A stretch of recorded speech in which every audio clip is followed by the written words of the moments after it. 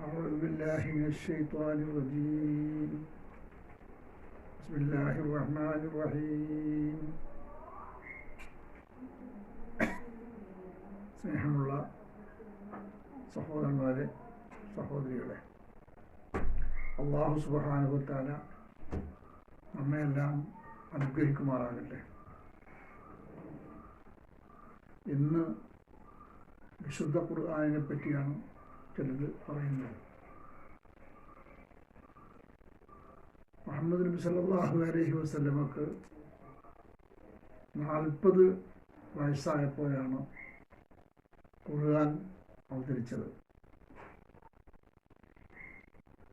ഖുർആൻ ഇറങ്ങിയത് ജബലന്നൂറിലെ ഹിറാ ഗുഹയിലാണ്. അന്ന് നബി സല്ലല്ലാഹു അലൈഹി വസല്ലമ ഹിറാ ഗുഹയിലാണ് ഉണ്ടായിരുന്നത്. കുറച്ച് നാളായി നബി ഹിറാ ഗുഹയിൽ വന്ന് ധ്യാനിച്ചുകൊണ്ട് ദിവസം ചെലവഴിക്കുകയാണ്. ഹിറാ ഗുഹ എന്ന് പറഞ്ഞാൽ മസ്ജിദുൽ ഹറാമിൽ നിന്ന് 5 കിലോമീറ്റർ അകലെയാണ് ഹിറാ ഗുഹ. നബി സല്ലല്ലാഹു അലൈഹി വസല്ലമ ഹിറാ ഗുഹയിൽ ധ്യാനിച്ചു കൊണ്ടിരിക്കുന്നതിനിടക്കാണ് പെട്ടെന്ന് ജിബ്രീൽ പ്രത്യക്ഷപ്പെട്ടത്. അങ്ങനെ നബി സല്ലല്ലാഹു അലൈഹി വസല്ലമയെ കെട്ടിപ്പിടിച്ചു. എന്നിട്ട് അദ്ദേഹത്തോട് ഇഖ്റ എന്ന് പറഞ്ഞു. നബി സല്ലല്ലാഹു അലൈഹി വസല്ലമ ഒരിക്കലും നേരത്തെ ആഗ്രഹിക്കാത്ത ഒരു കാര്യമായിരുന്നു ജിബ്രീലുമായി കണ്ടുമുട്ടൽ. അങ്ങനെ നബി സല്ലല്ലാഹു അലൈഹി വസല്ലമ ഇഖ്റ എന്ന് പറഞ്ഞപ്പോൾ മാ അന ബിഖാരിൻ, ഞാൻ വായിക്കുന്നവനല്ല, എനിക്ക് എഴുത്തും വായനയും അറിഞ്ഞുകൂടാ. അന്ന് മക്കയിൽ എഴുത്ത് അറിയുന്ന ആളുകൾ ഏതാണ്ട് 15-16 ആളുകളാണ് അവിടെ എഴുത്തറിയുന്നവരായിട്ടുണ്ടായിരുന്നത്. ബാക്കി മനുഷ്യരെല്ലാം എഴുത്തും വായനയും അറിയാത്തവരാണ്. അതുകൊണ്ട് എനിക്ക് എഴുത്തറിഞ്ഞുകൂടാ, എനിക്ക് വായിക്കാൻ അറിഞ്ഞുകൂടാ എന്ന് പറയുന്നത് ഒരു പ്രയാസമുള്ള കാര്യമായി അദ്ദേഹത്തിന് തോന്നിയില്ല. ഏതായിരുന്നാലും ഒരു തവണ എനിക്ക് ഓതാൻ അറിഞ്ഞുകൂടാ എന്ന് പറഞ്ഞപ്പോൾ ജിബ്രീൽ ഒന്നുകൂടി പിടിച്ചു, പ്രവാചകനെ ആലിംഗനം ചെയ്തു. വീണ്ടും ഇഖ്റ എന്ന് പറഞ്ഞു. അപ്പോഴും മാനബിക്കാരിൻ എന്ന് തന്നെ പറഞ്ഞു. വീണ്ടും ആലിംഗനം ചെയ്തു. ഇഖ്റ ബിസ്മി റബ്ബിക്കൽ ലദീ ഖലഖ് തുടങ്ങിയ വാക്കുകൾ പറഞ്ഞു കൊടുത്തു. സൂറത്ത് അലഖിലെ 5 വാക്കുകളാണ് ആദ്യമായി നബിക്ക് കിട്ടിയ ഖുർആൻ. ഇഖ്റ, നീ വായിക്കുക നബിയെ, ബിസ്മി റബ്ബിക്കൽ ലദീ ഖലഖ്, സൃഷ്ടിച്ചവനായ നിന്റെ നാഥന്റെ നാമത്തിൽ വായിക്കുക, നാമം കൊണ്ട് വായിക്കുക. നിന്നെ സൃഷ്ടിച്ച നിന്റെ നാഥനായ ദൈവത്തിന്റെ നാമത്തിൽ വായിക്കുക. അതിൽ പുതുമൊന്നും ഉണ്ടായിരുന്നില്ല. പ്രവാചകനും നേരത്തെ അറിയാമായിരുന്നു അള്ളാഹുവാണ് എന്നെ സൃഷ്ടിച്ചത്, അവന്റെ പ്രപഞ്ചത്തിലാണ് നമ്മൾ താമസിക്കുന്നത് എന്നൊക്കെ അറിയാമായിരുന്നു. ഖലഖൽ ഇൻസാന മിൻ അലഖ്, ഖലഖൽ ഇൻസാന, മനുഷ്യനെ അവൻ സൃഷ്ടിച്ചിരിക്കുന്നു, മിൻ അലഖ്, മാംസക്കട്ടയിൽ നിന്ന്. രക്തക്കട്ട എന്നും ചില ആളുകൾ അഭിപ്രായം പറഞ്ഞിട്ടുണ്ട്. ഒട്ടിപ്പിടിക്കുന്നതിൽ നിന്ന് സൃഷ്ടിച്ചിരിക്കുന്നു എന്നും ചില ആളുകൾ അർത്ഥം പറഞ്ഞിട്ടുണ്ട്. ഇതിനാണ് കുറച്ചും കൂടി ശരിയായ സാധ്യതയുള്ളത്. അലക്ക് എന്ന് പറഞ്ഞാൽ മാതാവിൻ്റെ ഗർഭാശയത്തിൽ അള്ളിപ്പിടിച്ച് നിൽക്കുന്ന, അതാണ് ഒട്ടിപ്പിടിച്ച് നിൽക്കുന്ന ഭ്രൂണം. അത് അവിടെ ഒട്ടിപ്പിടിക്കുകയാണ്, അങ്ങനെ വളരുകയാണ്. ഇതൊരു വലിയ ശാസ്ത്ര സത്യമാണ്. പക്ഷേ ഇത് അന്നുള്ള ആളുകൾക്ക് ഇത് എങ്ങനെയാണ് പിടിച്ചിരിക്കുന്നത്, എന്താണ് ഇതിൻ്റെ സ്വഭാവം എന്നൊന്നും അന്നുള്ള ആളുകൾക്ക് അറിഞ്ഞുകൂടാ. ഏതായിരുന്നാലും അദ്ദേഹം അത് ഏറ്റു ചൊല്ലി. ഇക്റ റബ്ബുക്കൽ അക്രം, വായിക്കുക പ്രവാചകരെ, നിന്റെ നാഥൻ അത്യുദാരനാകുന്നു, ഏറെ അനുഗ്രഹമുടയവനാകുന്നു. അല്ലദീ അല്ലമ ബിൽ ഖലം, പേന കൊണ്ട് അവൻ എഴുതാൻ പഠിപ്പിച്ചു, അതുകൊണ്ട് താങ്കൾ വായിക്കുക. അല്ലമൽ ഇൻസാന മാലം വ്യാലം, അങ്ങനെ മനുഷ്യനറിയാത്ത പലതും അവൻ പഠിപ്പിച്ചു. ഈ 5 വചനങ്ങളാണ് ഏറ്റവും ആദ്യമായി അവതരിച്ചത്. മുഹമ്മദ് നബി സല്ലല്ലാഹു അലൈഹി വസല്ലമ ആദ്യമായി ഇറങ്ങിയ ആയത്ത് എഴുത്തും വായനയുമാണ് എന്നത് ഒരു പ്രത്യേകതയായി നമുക്ക് മനസ്സിലാക്കാം. സാധാരണഗതിയിൽ ഇസ്ലാമിൽ ഏറ്റവും പ്രാധാന്യം അർഹിക്കുന്നത് നമസ്കാരം, നോമ്പ്, സക്കാത്ത്, അങ്ങനെ ഖുർആൻ പാരായണം, ഇങ്ങനെ പുണ്യകർമ്മങ്ങളുടെ കൂട്ടത്തിൽ ഒരുപാട് കാര്യങ്ങളുണ്ട്. ഇതൊക്കെ ഏറ്റവും പ്രാധാന്യമുള്ളത്.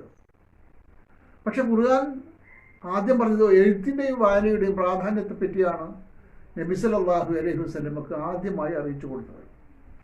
അതുകൊണ്ട് എഴുത്തിൻ്റെയും വായനയുടെയും പ്രാധാന്യമാണ് അത് പഠിപ്പിക്കുന്നത്. അങ്ങനെ പ്രവാചകന് ഈ ആയത്തുകൾ ഇറങ്ങി. അന്ന് 40 വയസ്സാണെന്ന് നമ്മൾ നേരത്തെ പറഞ്ഞല്ലോ. 63 വയസ്സ് വരെ ഖുർആൻ ഇറങ്ങിക്കൊണ്ടേയിരുന്നു. 63ാമത്തെ വയസ്സിൽ പ്രവാചകന് ഒരായത്ത് ഇറങ്ങി. അൽ യൗമ അക്മൽതു ലക്കും ദീനക്കും, അൽ യൗമ ഇന്ന്, അക്മൽതു ലക്കും നിങ്ങൾക്ക് ഞാൻ പൂർത്തീകരിച്ച് തന്നിരിക്കുന്നു, ദീനക്കും നിങ്ങളുടെ ദീനിനെ. ദീന് എന്ന് പറഞ്ഞാൽ ജീവിത വ്യവസ്ഥ, ജീവിക്കാൻ ആവശ്യമായ എല്ലാ നിയമങ്ങളും നിർദ്ദേശങ്ങളും ഉൾക്കൊള്ളുന്ന കുറേ കാര്യങ്ങളുണ്ട്. അതെല്ലാം ചേർന്നതിനാണ് ദീന് എന്ന് പറയാം.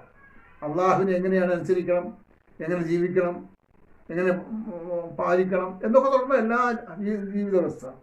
ആ ജീവിത വ്യവസ്ഥ ഞാൻ നിങ്ങൾക്ക് ഇന്ന് പൂർത്തിയാക്കി തന്നിരിക്കുന്നു. ഇന്ന് പറഞ്ഞാൽ ഈ ഖുർആൻ ഇറങ്ങുന്ന ആയത്ത്.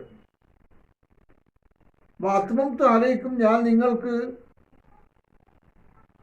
പൂർത്തിയാക്കി തന്നിരിക്കുന്നു, തികവുറ്റതാക്കി തന്നിരിക്കുന്നു. അത്മംതു അലൈക്കും നിഅമത്തി, എൻ്റെ എല്ലാ അനുഗ്രഹങ്ങളും. വറദീതു ലക്കുമുൽ ഇസ്ലാമ, ഇസ്ലാമിനെ നിങ്ങൾക്ക് ഞാൻ തൃപ്തിപ്പെട്ടു തരികയും ചെയ്തിരിക്കുന്നു. ദീനൻ, വ്യവസ്ഥയായി. അപ്പം ജീവിത വ്യവസ്ഥയായി ഇസ്ലാമിനെ നിങ്ങൾക്ക് തൃപ്തിപ്പെട്ടു തരികയും ചെയ്തിരിക്കുന്നു എന്ന ഈ ആയത്ത് പ്രവാചകൻ ഇറങ്ങി. അന്ന് പ്രവാചകന് 63 വയസ്സായിരുന്നു. അപ്പം 23 വയസ്സിൻ്റെ ഇടയ്ക്കാണ് ഈ ആയത്തുകളെല്ലാം ഇറങ്ങിയത്. ഖുർആനിൽ നമുക്കറിയാം ഇസ്ലാമിക കാഴ്ചപ്പാടനുസരിച്ച് ഏതാണ്ട് 6666 ആയത്തുകളുണ്ട്. 6666 ആയത്തുകളുണ്ട്. ചില്ലറ അഭിപ്രായ വ്യത്യാസങ്ങളൊക്കെ ഉണ്ട്. ആയത്തുകൾ ചിലത് കൂടുകയും എണ്ണത്തിൽ കൂടുകയൊക്കെ ചെയ്തുകൊണ്ട് അങ്ങനെ അഭിപ്രായമുള്ള ആളുകളുണ്ട്. ഏതായിരുന്നാലും ഇങ്ങനെയാണ് ഖുർആനുള്ളത്. പക്ഷേ പ്രവാചകനെ പറ്റി അല്ലാഹു തആല പറയുന്നത് ഉമാകുന്ത തുത്ലൂ മിൻ ഖബലിഹി മിൻ കിതാബിൻ, ഇതിന് മുമ്പ് അദ്ദേഹം ഒരു കിതാബും വായിക്കുകയോ ഒന്നും എഴുതുകയോ ചെയ്തിട്ടില്ല.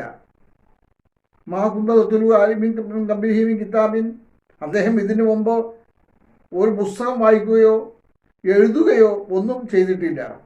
വലാ തഖത്തുഹു ബിയമീനിക, താങ്കൾ വലതു കൈ കൊണ്ട് എഴുതുകയും ചെയ്തിട്ടില്ല. അപ്പോൾ ഈ ആയത്തുകൾ പഠിപ്പിക്കുന്നതിന് മുമ്പ് ഒന്നും എഴുതുകയോ പഠിപ്പിക്കുകയോ ചെയ്തിട്ടില്ല.